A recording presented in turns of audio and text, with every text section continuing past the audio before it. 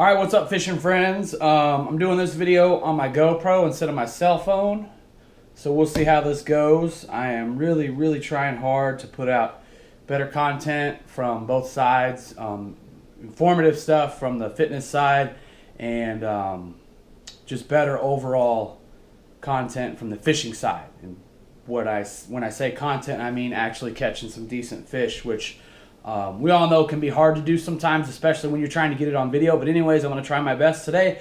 I've got a little review video for you. It's raining. We're getting a lot of rain here in Kentucky from the tropical storm.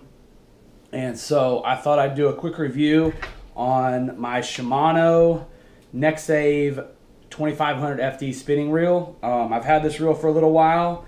It is starting to show a little bit of wear. I've been a little rough and tough on it, I'm going to be honest.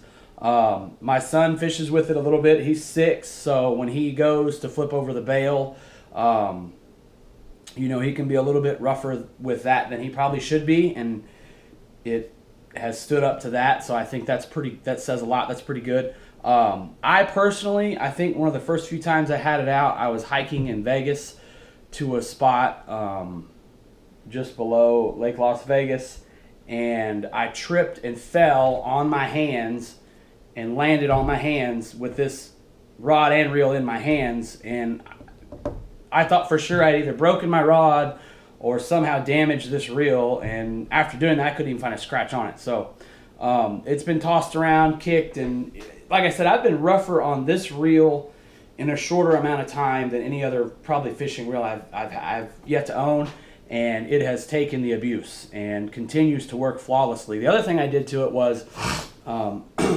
shortly after moving to Kentucky, the first time I had this rod out in my kayak without the rod float on it, of course I dropped it in the water, and I have that in a video of me retrieving that.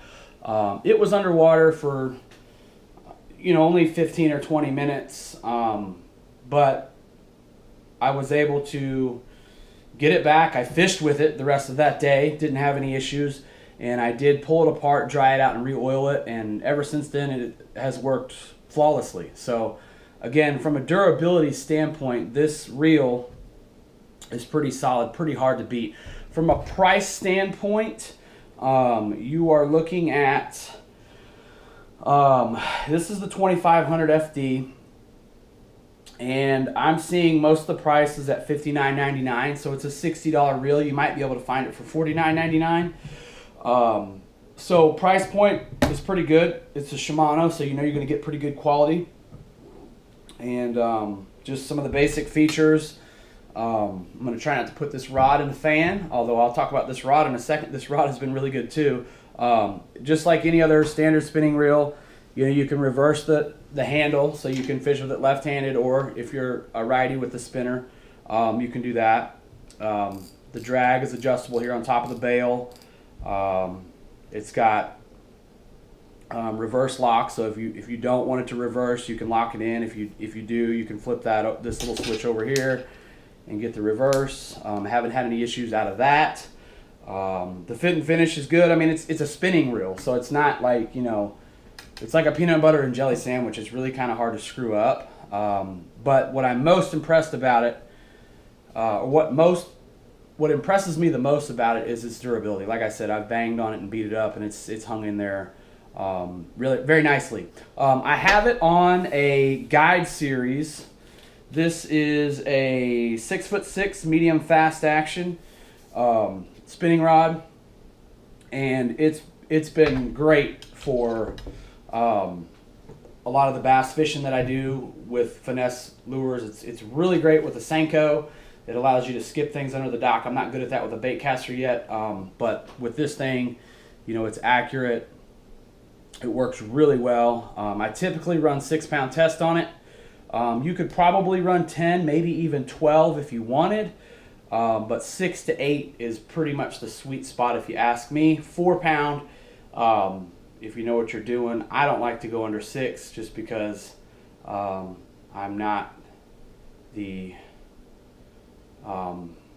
kind of guy that's super soft and gentle and finesse with things. So 4, I would just be breaking my line all the time. But it would handle a ton of 4-pound and 6-pound I think is the best for me on this. It would work great for crappie fishing, this reel. It's a great all-around reel. I mean, I've caught stripers on it. I've caught, I mean, just about everything. I don't think I've caught a catfish on it. It might be a little small for that, but it's great for bass fishing and crappie fishing. It would be great, but it works really, really well. So as far as I'm concerned, if you're looking for a good spinning reel and you don't want to break the bank, the Shimano Nexave 2500 FD is a great reel. So I think you'd make a good choice by picking one of those up if you needed one. This Guide Series rod that it's paired on, I know it's a Gander Mountain actually rod. Guide Series, I believe, is made by Gander Mountain. Gander Mountain is out of business, so you're not going to be able to pick one of these Guide Series rods up new, I don't think. But if you do find one, they're great rods. And I say that because this rod I've had for a long time. I've banged on it, I've beat it, I fell on top of it, I've stepped on it. It has stood the test of being banged around and beat up over time. It's super durable. The cork's in great shape other than just being a little bit dirty. So if you find a Guide Series rod, new or used, if it's in good shape, pick one up. They're tough. So hope you liked the review video. I'm going to hopefully get out on the water tomorrow. I'm not sure where. See if we can catch some fish. Talk to you later.